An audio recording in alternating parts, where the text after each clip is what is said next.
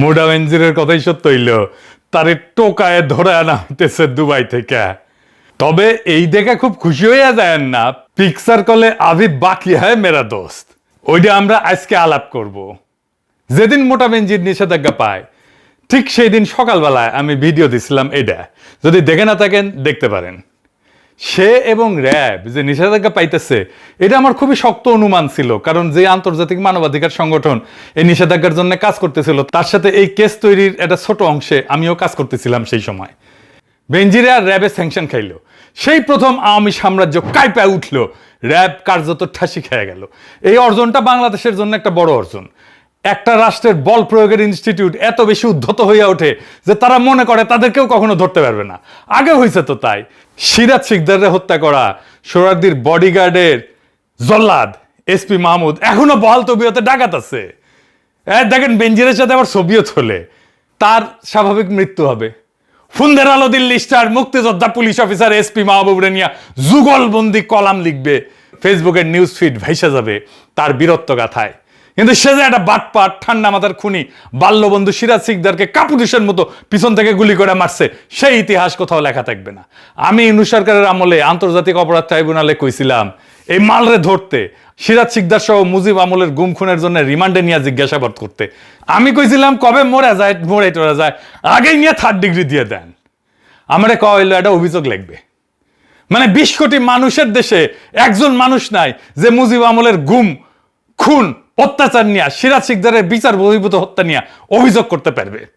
যাই হোক, বেনজিরের স্যাংশন থেকে একটা নতুন ট্রেন্ড বাংলাদেশে শুরু হয়েছে, নতুন উদাহরণ, নতুন এক্সাম্পল। মানুষের পক্ষে রাষ্ট্রের দমন পীড়নের মাস্টার মাইন্ডরা সমঝে চলবে। ডিজিএফআই, আর্মি, আরো কিছু খুনি অফিসারকে যদি সুতায় দেওয়া যায়, হাসিনা সহ হাসিনার কিছু মন্ত্রী এমপিরা সাইজ করা যায়, সব ঠান্ডা হয়ে যাবে। তাই এই বেনজির হইতেছে আওয়ামী লীগের হার্ড পাওয়ার। আওয়ামী লীগের সফট পাওয়ার আছে কিছু, সেইগুলোরও সাইজ করতে হবে, সেগুলো আরো ডেঞ্জারাস। যেমন এই এনাস আলমগীর, এনাস মানে বুঝেছেন তো, আব্দুল তুষার, নটি, মেহরাফরোজ শাওন, মামুন, মঞ্জুরুল আলম পান্না, ফজা পাগলা, সবাই যারাই ফ্যাসিবাদের পক্ষে বয়ান উৎপাদন করে যেতেছে তাদেরই দৌড়ের উপরে রাখা লাগবে।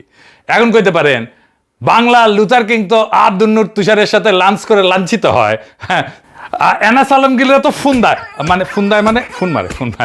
হ্যাঁ, এইগুলারে কেমনে সাইজ করবেন? হ্যাঁ, আরে বাবা, সেজন্যই তো কবি কইয়া গেছে, লুথারের কাজ লুথার করিছে, খাতির করিছে তাই বলে কি সাইরা দেওয়া হাঙ্কেরের শোভা পায়?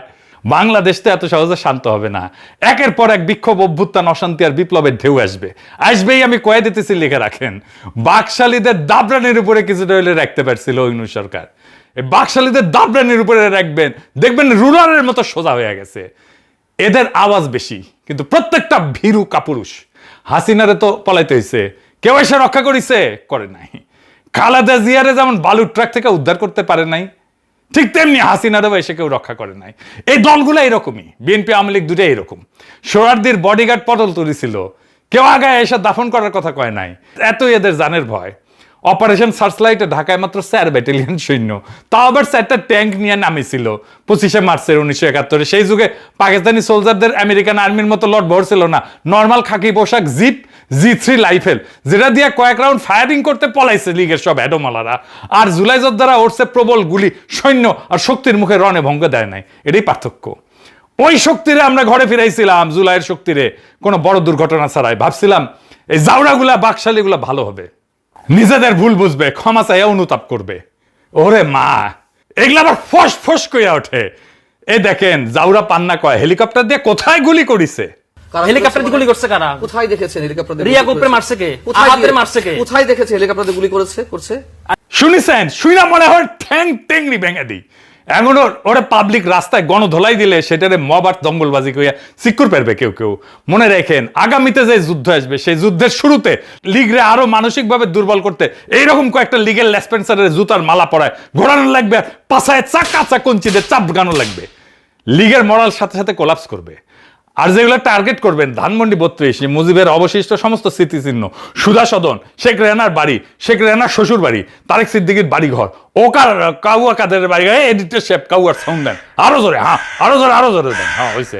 লীগের সব টপ নেতাদের শহর গ্রামের বাড়ি ঘর, লীগের সমস্ত অবশিষ্ট কার্যালয়, অফিস, সুপ্পুর বাড়ি ঘর, মুজিবের বউ পরিবারের নামে সমস্ত স্মৃতিচিহ্ন, স্মারক, বাড়িঘর, জাদুঘর মাটির সাথে মিশাই দিতে হবে। এখন কইতে পারেন আপনি নিজেই তো থামাইছিলেন। হ্যাঁ থামাইছিলাম, হ্যাঁ দেখেন। প্রিয় দেশবাসী, আসসালামু আলাইকুম। শেখ হাসিনা এবং শেখ রেহানা দেশ ছেড়ে পালিয়েছে।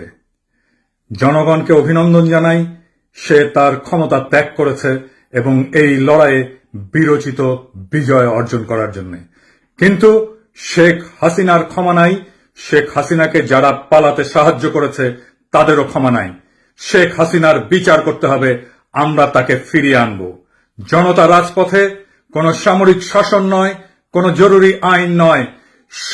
সবাইকে আহ্বান জানাচ্ছি শান্তি শৃঙ্খলা বজায় রাখবেন এবং কোন ধরনের অনভিপ্রেত ঘটনা যেন না ঘটে। শেখ হাসিনার বিদায় হয়েছে, আমরা বাংলাদেশকে নতুন করে গড়ে তুলব। ইনকিলাব জিন্দাবাদ। কথা সত্য, এটা 5ই আগস্ট 2024 সেই সময় থামাইছিলাম। শুধু তাই না, হাসিনা পালানোর পরে 72 ঘন্টায় কি কি ঘটতে পারে সেটাও কয়ে দিয়েছিলাম, কিভাবে শান্ত থাকতে হবে, কিভাবে শান্তি শৃঙ্খলা বজায় রাখতে হবে সেটাও কয়ে দিয়েছিলাম। 17 জুন 2023 সাল, এডিটর সাহেব তারিখটা দেখা দেন। ঠিক 1 বছর আগে হাসিনা পালানোর আমি জানতাম এটা ঘটবে, এক সময় না এক সময় ঘটবে, আজ হোক কাল হোক। আমরা অনেকেই এই বিপ্লব নির্মাণ করেছিলাম এইভাবেই একসাথে। ওই সময় এদের রক্ষা না করলে আপনারা বুঝতেন না এদের সংশোধনের কোনো রাস্তা নাই, এদের মধ্যে বিন্দু মাত্র কোনো অনুশোচনা নাই। বুঝতেন না এদের ডিএনএতে ফ্যাসিবাদ ঢুকে গেছে, এদের সংশোধনের অযোগ্য। যাই হোক, বেনজিরে ফিরে আসি। বেনজিরের কাছে 3টা পাসপোর্ট পাওয়া গেছে মাত্র। আরব আমিরাত, পর্তুগাল আর বাংলাদেশ। 30 সেপ্টেম্বর 2022 পর্যন্ত বাংলাদেশ সরকারি চাকরি করেছে। পর্তুগালে পাসপোর্ট হয় কেমনে? ইউরোপে থাকেন না আপনারা জানেন না কেমনে পাসপোর্ট হয়? সে সরকারি চাকরিতে থাকার টাইমে অ্যাপ্লিকেশন করেছে পাসপোর্টের, তারপরে বাটপারি করেছে। পর্তুগালের তো এখন 10 বছর ধরে থাকতে হয় নাগরিকত্বের আবেদন করার জন্য, কোয়ালিফাই করতে। আগে এটা ছিল 5 বছর, আইনি বসবাস করতে হবে, তারপরে প্রসেসিং টাইম তো আছে, সবচেয়ে দ্রুত হলো 1 বছর। 5 বছর সে আইনি বসবাস করছে কেমনে পর্তুগালে? কেমন বাটপার দেখেন। এটা তো এখন বাংলাদেশ সরকারের পর্তুগালের সাথে বোঝাপড়া করতে হবে, ও কেমনে পর্তুগালের নাগরিকত্ব পায় এটা বাংলাদেশ সরকারকে দেখতে হবে। তো এই বাটপার বেনজির কলে আওয়ামী লীগের হইয়া ষড়যন্ত্র করেছে। 2025 সালে ফেব্রুয়ারিতে এটা ভিডিও ভাইরাল হয়েছিল। সেখানে ওই বেনজির পলাতক অবস্থা একটা ভার্চুয়াল বৈঠকে পলাতক আওয়ামী লীগের নেতাদের উদ্দেশ্যে কথা কইতেছিল। আর কি কইতেছিল আপনারা যখন আওয়ামী লীগ যখন সংগঠিত হবেন তখন পুলিশের উপস্থিতি আপনাদের সামনে থাকবে। শুনেন, আমিও চেষ্টা করতেছি যারা এখন চাকরিতে আছে তাদের সঙ্গে যোগাযোগ করার জন্য, একটা প্ল্যাটফর্ম করার জন্য। যদি এটা করতে পারি ইনশাআল্লাহ আরো সুবিধা পাওয়া যাবে। শুনেছেন? ওই আরো কইছিল বিএনপি এরশাদের আমলে অনেক এমপি পুলিশের ভিতরে নিজেদের লোক ঢুকাইছিল, সেই লোকেরা এখনো পুলিশে আছে এবং রাজনৈতিক অবস্থান নিতে প্রস্তুত। আর কইছিল পুলিশ আর প্রশাসনের 90% নাকি আওয়ামী লীগের সমর্থক। আসলেই তো তাই, হ্যাঁ, এবং তাদের সাথে যোগাযোগ রেখে পরিকল্পনা করা হইতেছে। আসলেই তো ওই কথা তো সত্য। পুলিশ অ্যাসোসিয়েশন তখন তো তীব্র নিন্দা জানাইছিল, কিন্তু কথাটা সত্য। কইছিল তারা যে এটা ষড়যন্ত্র এবং রাষ্ট্রযন্ত্রের সামিল। বুঝেছেন তো? বেনজিরের ওই পরিকল্পনা অনুযায়ী এখন আওয়ামী লীগের মিছিল হচ্ছে আর পুলিশ মিছিল করতে দিচ্ছে। এখন তো তাইলে বেনজিরের বিরুদ্ধে রাষ্ট্রদ্রোহের মামলা করা উচিত লুথার কিং এর সরকারের, ঠিক কিনা কন? তো এই মালে দুবাই কেন পছন্দ এটা জানেন না? আসেন দেখি।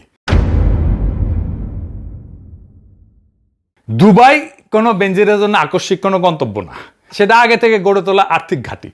দুদক বলছিল বেনজিরের মেজো মেয়ে তাহসিন রাইসার নামে দুবাইয়ে থুনাই এলাকায় একটা অ্যাপার্টমেন্ট আছে, আরো 2টা ব্যাংক হিসাব যেগুলো আদালত অবরুদ্ধ করেছে। এগুলো অবৈধ টাকা পাচার করে সম্পদ দেয়া কেনা হয়েছিল। দুবাই বেনজিরের 100 কোটি টাকার হোটেল ব্যবসাও ছিল, ওইখানে ছিল তার টাকার বিছানা। কথিত আছে আর এক গোপালী বাটপার আরাব খান, আসল নাম রবিউল ইসলাম কলে, নাম পাল্টাইছে। 2018 সালে পুলিশের এসবি মামুন ইমরান খান হত্যা মামলার আসামি ছিল। হত্যার পর ইন্ডিয়া পালায় যায়, আরাব খান নামে ইন্ডিয়ান পাসপোর্ট নেয়, তারপর দুবাই যায়, রাতারাতি কোটি কোটি টাকা স্বর্ণ ব্যবসায়ী হয়ে যায়। 2023 সালে আরব জুয়েলার্সের উদ্বোধনে গেছিল ক্রিকেটার সাকিব আল হাসান, বাটপার, হিরো আলম, অভিনেত্রী দিঘি, আরো অনেকে বলে এই আরব নাকি বেনজিরের টাকায় ব্যবসা করে। বেনজির অবশ্য নিজে কইছে আরব ওরফে রবিউল ওরফে হৃদয় নামে আমি কাউকে চিনিই না। তো তোরা মনে হয় বাটপার পুলিশ খুন করে ইন্ডিয়ান পাসপোর্ট নিয়ে পলাইলো কেমনে রে মাদার বোর্ড? ওই নিজে পালানোর ব্যবস্থা করে দিছে। আর ইন্ডিয়ার পাসপোর্ট কেমনে পায়? ইন্ডিয়ারে কয়া না দিলে এই দুবাই সেভ হ্যাভেন হয়েছে দুর্বৃত্ত আর বাটপারদের। ইরানের সাথে আমেরিকার শান্তি চুক্তি হইলে দুবাইয়ের অর্থনৈতিক, কূটনৈতিক, রাজনৈতিক গুরুত্ব এমনিতে কমে যাবে। এই দুবাইয়ে কয়েকদিন আগে দেখেছিলাম না সিল করতেছে আওয়ামী লীগের শামীম ওসমান সহ আরো অনেকে। সব কয়টারে ফিরে আনতে হবে। বেনজিরে ফিরে আনার জন্য রেড অ্যালার্ট জারি করেছিল ইউনূস সরকার। ইন্টারপোল এগুলা নিয়ে কিছু করে না, ফেলায় রাখে ফলো আপ ছাড়া।